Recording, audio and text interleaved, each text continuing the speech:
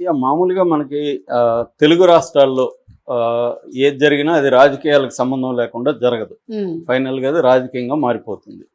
ఎవరేం మాట్లాడినా ఏదో ఒక వర్గం అతను సపోర్ట్ చేస్తుంది, ఇంకొక వర్గం అపోజ్ చేస్తుంది. శివాజీ విషయంలో కూడా అదే జరిగింది. శివాజీ ముందు నుంచి కూడా వైసీపీకి యాంటీగా ఉన్నాడు. సో అందుకని శివాజీ వ్యాఖ్యలకి వ్యతిరేకంగా వైసీపీ సోషల్ మీడియా రంగంలో దిగి గట్టిగానే తగులుకుంది. సో ఈ నేపథ్యంలో తెలుగుదేశం వాళ్ళు, జనసేన వాళ్ళు శివాజీకి మద్దతుగా మాట్లాడడం మొదలుపెట్టారు. ఈ క్రమంలో అనసూయ అండ్ చిన్మయి రంగంలో దిగినప్పుడు వాళ్ళిద్దరికి యాంటీగా జనసేన తెలుగుదేశం కార్యకర్తలు కూడా విపరీతంగా పోస్టులు పెట్టారు. ముఖ్యంగా మహిళా వింగ్స్ చాలా గట్టిగానే అనసూయ మీద పోస్టులు పెట్టారు యాంటీగా.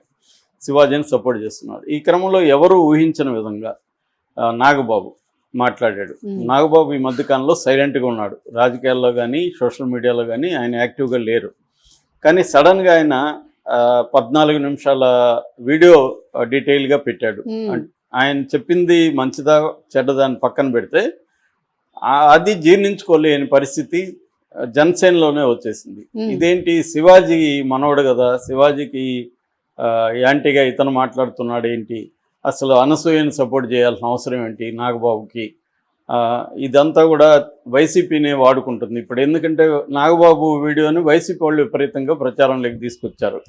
సో దీంతో జనసేనలో తీవ్ర ఆగ్రహవేశాలు వ్యక్తమవుతున్నాయి. పోస్టులు పెడుతున్నారు, నాగబాబు అసలు పనికిరాడు, తమ్ముడేమో పవన్ కళ్యాణ్ ఏమో మాట్లాడితే సనాతన ధర్మం అంటాడు, సనాతన ధర్మంలో స్త్రీలు చాలా పద్ధతిగా ఉండాలి కదా, ఇలాగా బట్టలిప్పేసి తిరిగే వాళ్ళని సనాతన ధర్మం ఎలా సపోర్ట్ చేస్తుంది.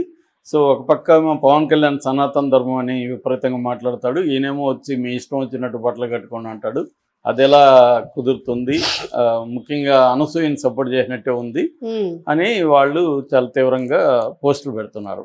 కాకపోతే ఆయన్ని పార్టీ నుంచి బహిష్కరించాలి అనే డిమాండ్ కూడా కొంతమంది పెడుతున్నారు. వాళ్ళు నిజంగా జనసేన వాళ్ళ లేకపోతే జనసేన ముసుగులో వైసీపీ వాళ్ళ కూడా తెలియదు మనకి. ఎందుకంటే ఆ గందరగోళం క్రియేట్ అవుతుంది. వైసీపీ వాళ్ళు కూడా రంగంలో దిగి జనసేన వాళ్ళలాగా పెడతారు, కన్ఫ్యూజ్ క్రియేట్ చేయడానికి. నాగబాబుని జనసేన నుంచి బయటకు పంపించే పరిస్థితి ఉండదు. కాకపోతే పవన్ కళ్యాణ్ ఏమన్నా చెప్పుండొచ్చు, నువ్వు ఇలా మాట్లాడి ఎందుకు అనవసరంగా ఇది చేసావని. కానీ నాకు తెలిసి ఏంటంటే నాగబాబు కూడా పవన్ కళ్యాణ్ అనుసరించి వెళ్ళేవాడు తప్ప పవన్ కళ్యాణ్ ధిక్కరించే పరిస్థితి అయితే ఉండదు. నిన్న కూడా మంగళగిరిలో నాగబాబు ఒక సమావేశంలో పాల్గొన్నాడు. జనసేనలో కొంతమంది, అంటే పెనుగొండ సుబ్బారాయుడు అని సిఏ ఉన్నాడు, ఆయన ఆధ్వర్యంలో కొంతమంది వైశ్యులు జనసేనలో చేరినప్పుడు నాగబాబు ఆధ్వర్యంలో చేరాడు. నాగబాబు ఆ సందర్భంగా మాట్లాడాడు. అయితే ఈ టాపిక్ ఏమైనా తీయకుండా ఆయన ప్రధానంగా వైశ్యుల గురించి, ముఖ్యంగా పొట్టి శ్రీరాముల గురించి, తర్వాత పోలవరం ప్రాజెక్టుకి పొట్టి శ్రీరాముల పేరు పెట్టాలని పవన్ కళ్యాణ్ డిమాండ్ చేస్తున్నాడు, ఈ విషయాలు మాట్లాడాడు ఆయన. అంటే ఆయన యాక్టివ్గా ఉన్నాడు జనసేనలో, ఇప్పటికీ ఆయన జనసేనలో ఇంపార్టెంట్ లీడరు.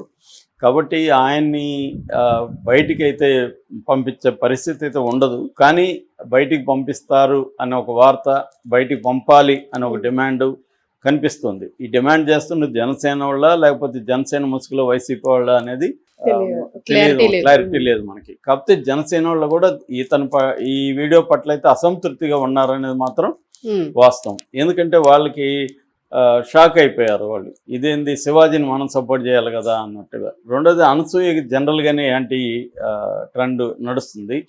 సో అనసూయని సపోర్ట్, ఇప్పుడు ఏమైపోయిందంటే శివాజీ వ్యాఖ్యల్ని ఇండిపెండెంట్గా చర్చించడం వదిలేసి శివాజీకి అనసూయకి మధ్య గొడవ అయినట్టుగా, అనసూయనేదో శివాజీ అన్నట్టుగా, శివాజీ అనసూయని అంటున్నట్టుగా, అనసూయ శివాజీని అన్నట్టుగా వీళ్ళిద్దరి మధ్య పర్సనల్ లాగా అయిపోయి శివాజీ వర్సెస్ అనసూయ అన్నట్టుగా అనసూయకి వ్యతిరేకులంతా కూడా శివాజీని సపోర్ట్ చేయడం అనేది మనకు కనబడుతుంది. నిజానికి విషయం అది కాదు. విషయం ఆయన మాట్లాడిన స్త్రీలు సంబంధించిన పదాలే కాకుండా ఆయన కంటెంట్ కూడా. అంటే మీరు రేపిస్టుల నుంచి రక్షించుకోవాలన్నా, లేకపోతే ఇటువంటి క్రౌడ్ నుంచి మగవాళ్ళ నుంచి రక్షించుకోవాలన్నా మంచి బట్టలు వేసుకోండి అని, అంటే మీరు బట్టలు బాగా వేసుకోలేకపోవడం వల్లనే వాళ్ళు రెచ్చిపోతున్నారన్న యాంగిల్లోనే ఆయన మాట్లాడారు. అది ప్రాబ్లమేటిక్ ఖచ్చితంగా. సో దాన్ని చర్చించాలి. అంటే మగవాళ్ళ అదేదో ఆర్జీవి కూడా ట్వీట్ చేశాడు కదా,